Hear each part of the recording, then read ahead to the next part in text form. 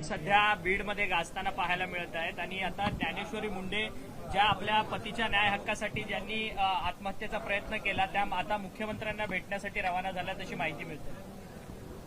हो, ते मला सुद्धा माहिती झालेलं आहे आणि त्या माऊलीची काय चूक आहे.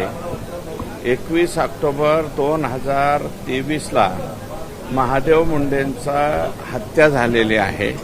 अद्यापही ते आरोपी त्या ठिकाणी सापडत नाहीत.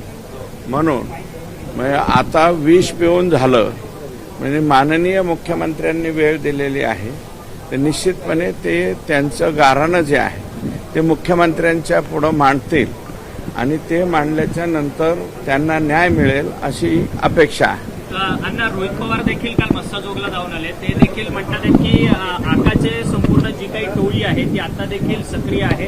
आका जेलमधून सगळं आपला कारभार हाकतो असं ते म्हणतात आहेत. तुम्ही देखील वारंवार सांगतात की मोबाईल सापडले आहेत, त्यांना फॅसिलिटी मिळतात आहेत आतमध्ये.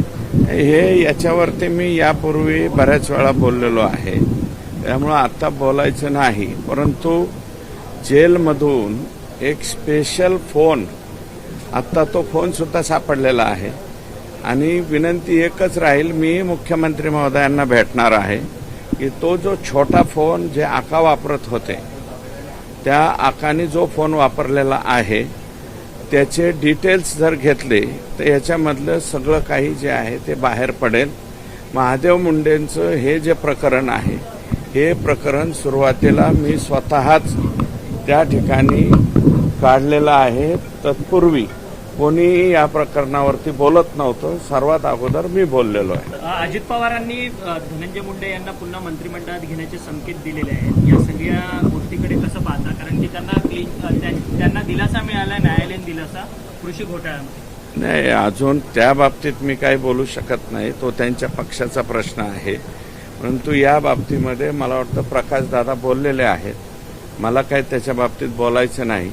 परंतु त्या क्लीन चिटच्या अगेन्स्ट काही लोक सुप्रीम कोर्टामध्ये त्या ठिकाणी जाणार. सोमनाथ सूर्यवंशी प्रकरणामध्ये आता सुप्रीम कोर्टाचा एक महत्वाचा निकाल आलेला आहे. सुप्रीम कोर्टाने उच्च न्यायालयाचा निकाल जो आहे तो कायम ठेवत पोलिसांवरती गुन्हे दाखल करा असे आदेश दिले. या बाबतीमध्ये माननीय मुख्यमंत्री महोदय निर्णय घेतील.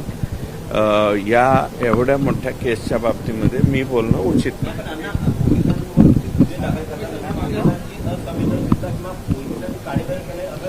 हे प्रकरण फार बदलापूरच्या बाबतीतलं आहे, मोठं प्रकरण आहे. त्या बाबतीमध्ये माझ्यासारख्या छोट्या माणसाने बोलणं उचित. तुम्ही रस्तोगींना पत्र